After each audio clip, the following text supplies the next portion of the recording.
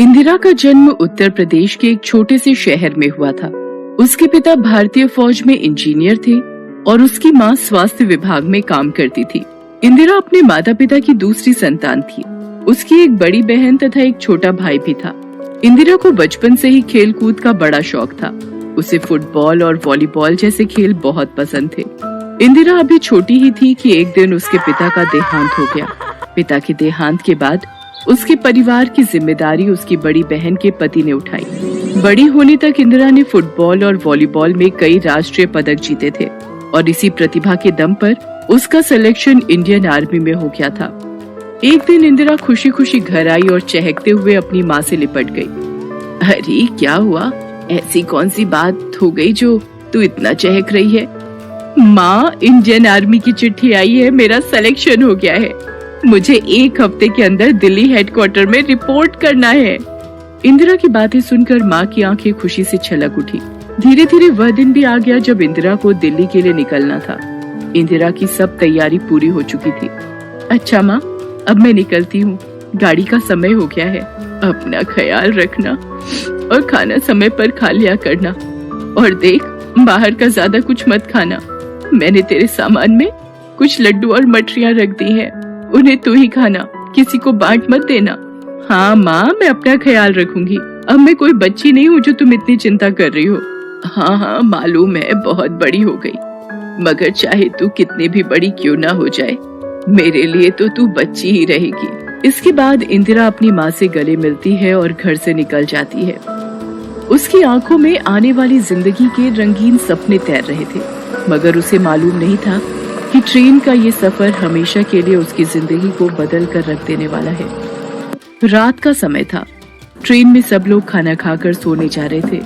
इंदिरा ने भी खाना खाया और सोने की तैयारी करने लगी। तभी वहाँ चादर ओढ़कर बैठे कुछ लोग उठे और उन्होंने अपनी जेबों से चाकू और पिस्तौल निकाल लिए।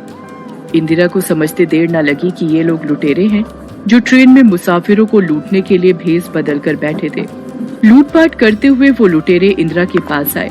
इंदिरा के गले में सोने की चेन थी। लुटेरों की नजर उस पर पड़ गई।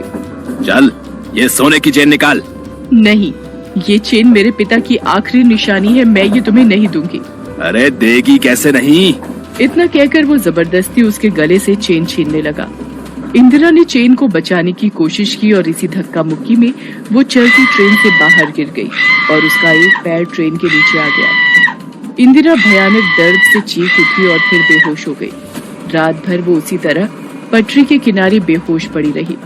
उसका पैर कटकर अलग हो चुका था। इससे भी बुरा ये हुआ कि रात भर पटरी के आसपास रहने वाले चूहे इंदिरा के कटे पैर से मांस नोच नोच कर खाते रहे। सुबह रेलवे के कुछ कर्मचारियों की नजर बेहोश पड़ी इंदिरा पर पड़ी। वो उसे उठाकर अस्पताल ले गए। उसका एक पाँव कटकर शरीर से अलग हो चुका था। दूसरे पाँव की हड्डी भी कई जगह से टूट चुकी थी और साथ ही साथ उसकी रीढ़ की हड्डी में भी फ्रैक्चर हो गए थे।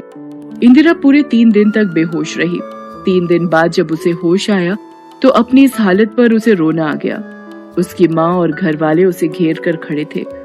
उसे रोता देखकर उसकी माँ भी रोने लगी। तभी वहाँ डॉक्टर आया। इंदिरा का ऑपरेशन करना होगा, लेकिन इस तरह के ऑपरेशन की सुविधा यहाँ उपलब्ध नहीं है। इन्हें दिल्ली के अस्पताल में एडमिट करना होगा। इंदिरा को दिल्ली के एक बड़े अस्पताल में लाया गया जहाँ उसका ऑपरेशन किया गया और उसे नकली पाँव लगाया गया। अभी भी उसे पूरी तरह से ठीक होने में कम से कम 4 महीने का समय लगता, इसलिए उसे अस्पताल में ही रखा गया। अस्पताल में पड़ी इंदिरा पूरे दिन बस आंसू बहाती रहती थी। एक दिन जब इंदिरा अस्पताल में अपने बिस्तर पर अकेली थी तब, हे भगवान, ये क्या हो गया? भविष्य के सारे सपने मिट्टी में मिल गए। तभी उसके सामने टीवी पर एक न्यूज आई। कैंसर को मात देकर भारतीय खिलाड़ी युवराज सिंह भारत लौटे। एकाएक इंदिरा के मन में एक बात आई। यहाँ लोग कैंसर जैसी लाइलाज बीमारी को मात दे रहे हैं और मैं इतने से ही घबरा गई। अगर मुझे मरना होता तो मैंने उसी पटरी पर दम तोड़ दिया होता।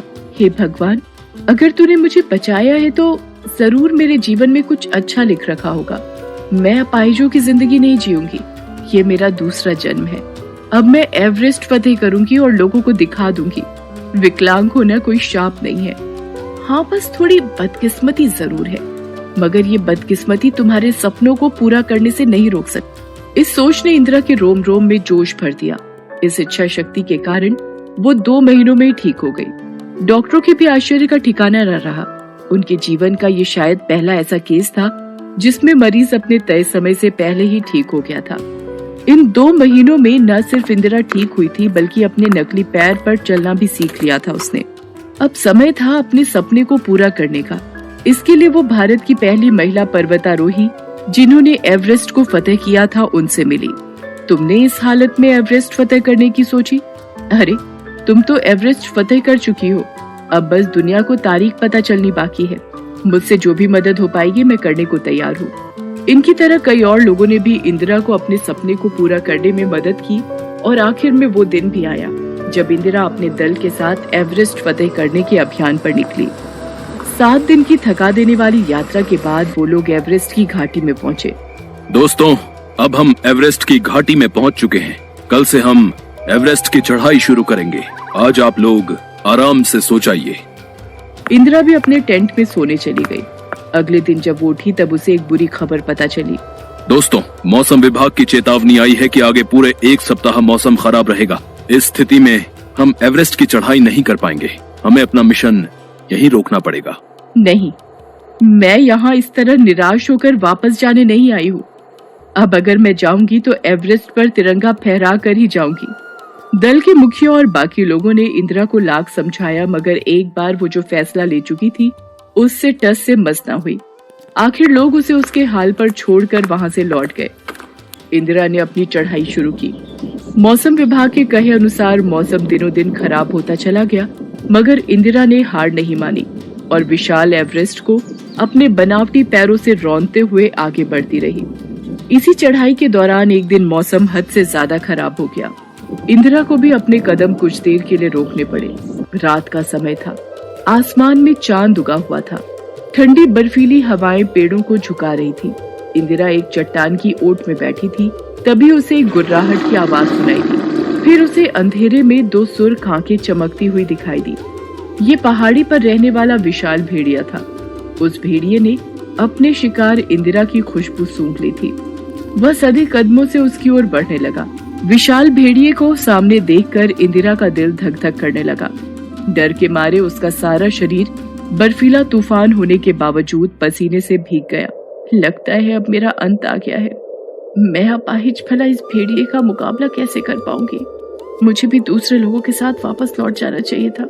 मगर तभी जैसे उसके दिमाग में एक बिजली सी कौंधी। नहीं, अगर मुझे मरना ही होता तो मैं उसी दिन मर गई होती। अरे, जब वो भयानक रात मुझे नहीं मार पाई तो इस भेड़िए की क्या मजाल।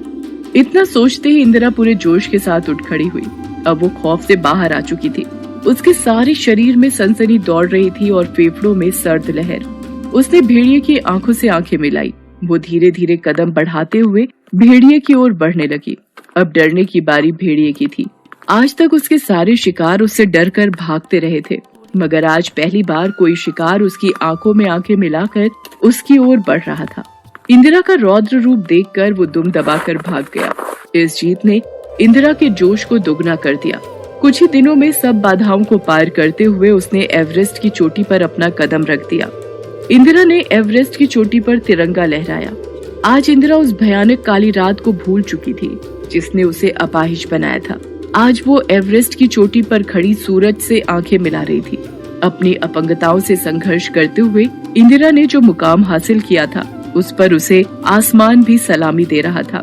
और सिर्फ एवरेस्ट ही नहीं, एक एक करके उसने अफ्रीका, यूरोप, अमेरिका, इन सभी महादेशों की 7 दुर्गम चोटियों को फतेह करने वाली दुनिया की पहली दिव्यांग बनी और अपना नाम इतिहास के पन्नों में सुनहरे अक्षरों में दर्ज किया।